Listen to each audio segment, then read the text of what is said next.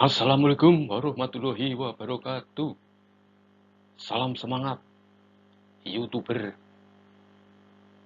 semuanya.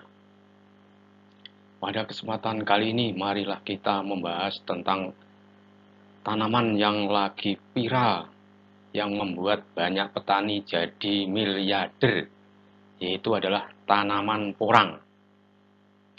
Kalau di kampung saya namanya adalah disebut dengan coblok atau compleng.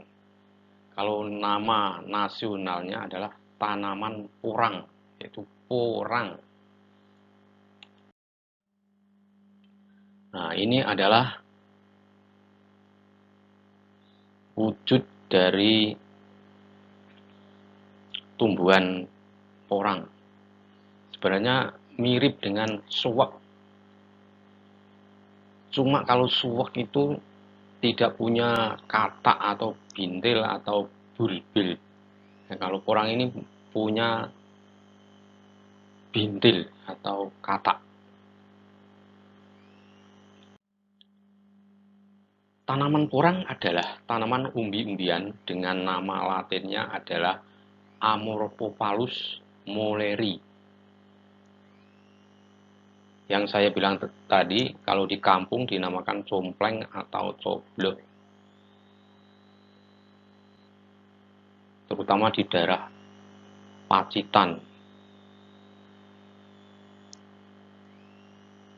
Dan porang ini masih satu warga dengan walur, iles-iles, dan suwak. Bedanya kalau porang punya katak yang tumbuh di percabangan batang. Nah, tanaman porang ini ternyata banyak manfaatnya, yaitu dapat diolah menjadi tepung yang fungsinya untuk bahan baku industri kosmetik, pengental lem, mie ramen, campuran makanan, dan ada juga yang kalau di Jepang itu namanya konyaku, shirataki, dan sebagainya.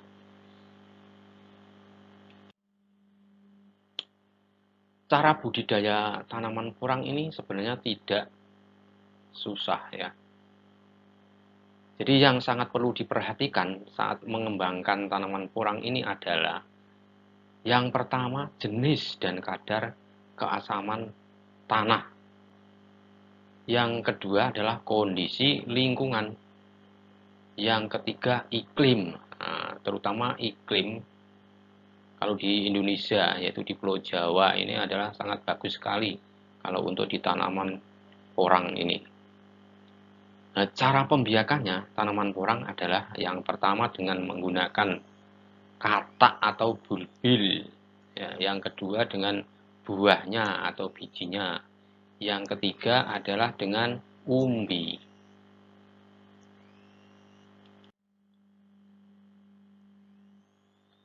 Cara menanamnya gimana nih? Nah, cara menanam porang yang pertama penanaman di bawah naungan pohon lain, ya misalnya ya pohon jati, pohon sengon, dan lain sebagainya. Terus yang kedua tanpa naungan atau lahan yang terbuka. Untuk persiapannya sebelum ditanam, lahan harus dipersiapkan dahulu, yaitu digemburkan tanahnya, dibuat gulut-gulut, diberi lubang buat tempat porangnya, dan diberi pupuk, terutama pupuk kandang atau kompos. Ya.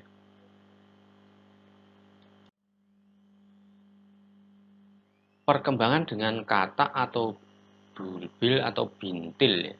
Nah, katak adalah bintil yang berwarna coklat yang tumbuh atau muncul pada pangkal atau tangkai daun porang. Untuk mendapatkannya katak dari masa panen yaitu masa dorman dan perlu disimpan sampai menunggu musim hujan.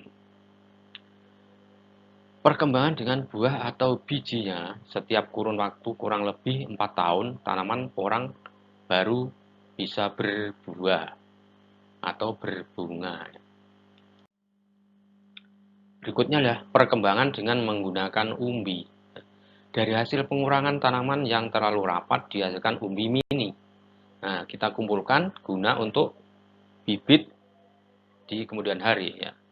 Kalau udah masa tanam atau awal musim hujan.